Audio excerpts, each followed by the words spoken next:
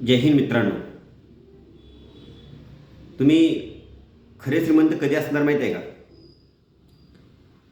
तुमच्याकडे 1,00,000 रुपये पेमेंट आहे, जर 90,000 खर्च असेल तर तुम्ही खरे श्रीमंत नाही. तुमचे लोनवर फ्लॅट असतील, गाड्या असतील, सर्व काय असतील तर तुम्ही खरे श्रीमंत नाही. पण तुम्ही 10,000 मधलं 2,000 सेविंग करताय तर तुम्ही खरे श्रीमंत आहे. तुमच्या लोनचा हप्ता नाही, ना गाडीचा हप्ता नाही, ना फ्लॅटचा हप्ता नाही, घराचा हप्ता नाही, तर खरे श्रीमंत तुम्ही आहात. ज्याच्यावर लोन आहे तो श्रीमंत नाही. तुम्ही म्हणाल की असं का बोलताय? हे सांगण्याचं कारण असंच आहे.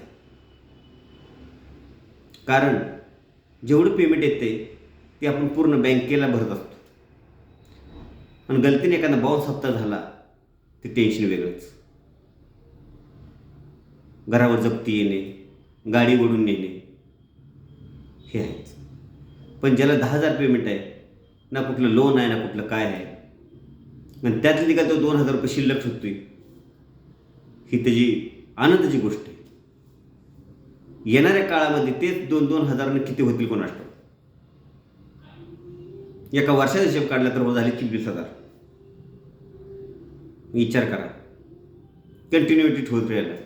परत 2चं पेमेंट वाढलं गेलं, 2चं 2.5 केलं, पण 1,00,000चं काय पॅकेज वाढेल तर तुम्ही आणखी तुमची काही जर खरेदी करण्याची किंमत ही वाढेल.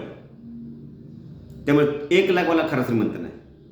खरा श्रीमंत तो जो पैसे सेव्ह करतो, भवितव्याचा विचार करतो. कुठलीही गोष्ट लोनवर घेण्याची 10 वेळा विचार करा, त्याची मला जरूरत आहे का?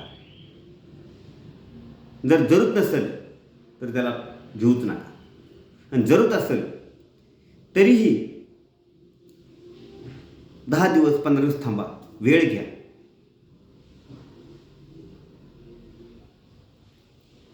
तरच ती गोष्ट घ्या. कुठलीही गोष्ट असू द्या. दुनियाला दाखवण्यासाठी जर कुठली गोष्ट घेत असाल तर सर्व चुकीचं आहे. कारण तुमचं लोनचं हप्तं दुनिया फेडायला नाही येणार. ठीक आहे, स्वतःला टेन्शनमध्ये जाऊ नका. आजकाल मी बघतोय पुण्यामध्ये, मुंबईमध्ये लग्न होईना म्हणून फ्लॅट घेतात. 20-20, 30-30 लाखाचा फ्लॅट घेतात. फक्त लग्न करतात, दाखवण्याकरता मॅडम फ्लॅट आहे. पण फ्लॅट घेण्यासाठी जी लागणारं लोन आहे, पाहुण्याकडून इकडून तुम्ही जर 2-3 लाख रुपये इकट्ठा केलं, बाकी सगळं जर लोनवर चालत असेल तर विचार करा तुमच्या पेमेंटमधून हप्ता किती जाईल. आणि गलतीनं लग्न झालं ते का सांगतो, 1-2 वर्षात तुम्हाला मुलं होतील.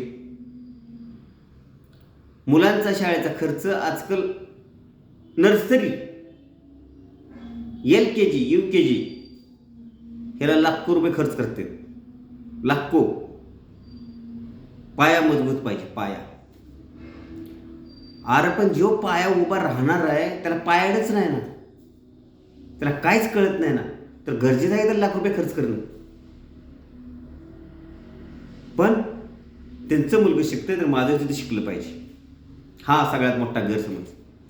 आपण शिकलेल्या मुली करतो, ते घरात शिकू शकत नाहीत का? नाही शिकवत, ऐकत नाहीत म्हणते. आपलीच मुलं आपल्याला ऐकत नाहीत, 2-3 वर्षावाली. मग आपण लाखो रुपये खर्च करतो. मग परत एक टेन्शन येतं. टेन्शन घेऊन वयाच्या 30-35 वर्षानंतर तुम्हाला शुगरची बिमारी सुरू होती, बीपीच्याही गोळ्या चालू होत्या. पण जास्तच प्रेशर झाला तर अटॅकचं प्रमाण सुरू होतं, अटॅकचा रोग सुरू होतो. तर कुठलीही गोष्ट करायची आधी मुलांना महागड्या शाळेत घालणं जरुरी आहे का, हे महत्त्वाचं आहे. नसलं तर त्यांची SIP चालू करा, कमी पैसे शिकवा. आहेत की शाळा अशा. आपण जे शिकलेलो आहे, आपण मराठी शाळेत नाही शिकलो आणि त्यातच पुढे गेलेलो आहे. आता एक ड्रामा झाला एक प्रकारचा, शिक्षण म्हणजे ड्रामा. जसे आता मी आजच न्यूज बघितली, नेपाळमध्ये फक्त सरकारी शाळा चालणार, प्रायव्हेट शाळा बंद. तर हा नियम पाहिजे. कारण सरकारी शाळा आहेत कोणाच्या? मोठमोठ्या उद्योगपतीच्या,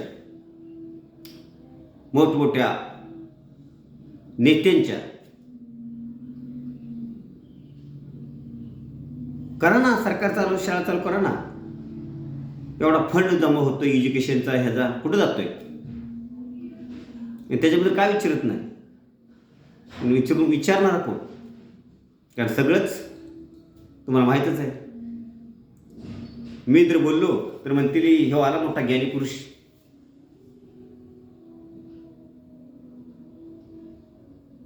त्यासाठी पाया मजबूत करण्याच्या चक्करमध्ये पूर्ण घर ढासळून जाईल असं करू नका. हळूहळू हळू जसे ते वाढत राहतात. नर्सरी LKG बसतं क्लास. अरे एवढा ताण कशाला देत आहे?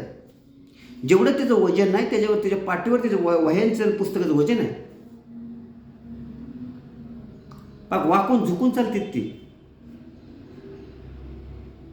एवढा अत्याचार मुलाबाळावर का करायचा?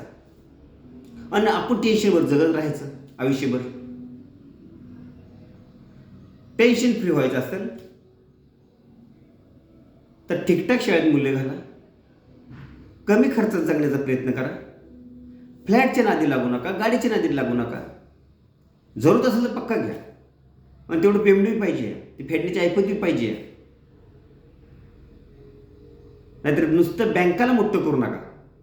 बँका ह्या भाड्याच्या घरात राहून तुम्हाला लोन देते त्या, आणि तुम्हाला म्हणते त्या की तुमचं परमनंट घर पाहिजे.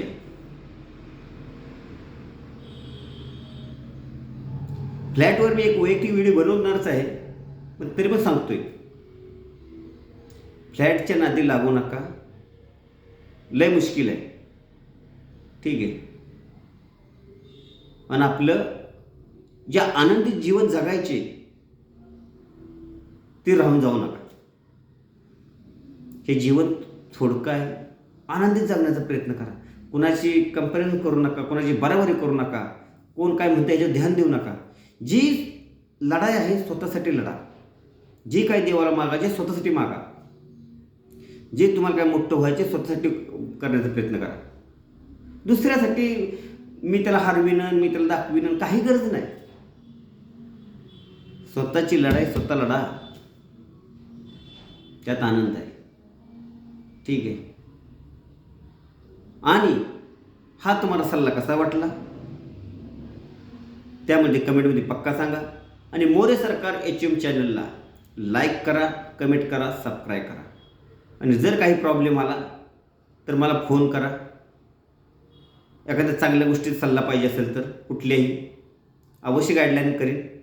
ठीक आहे. माझा मोबाईल नंबर आहे 8199005792. जय हिंद.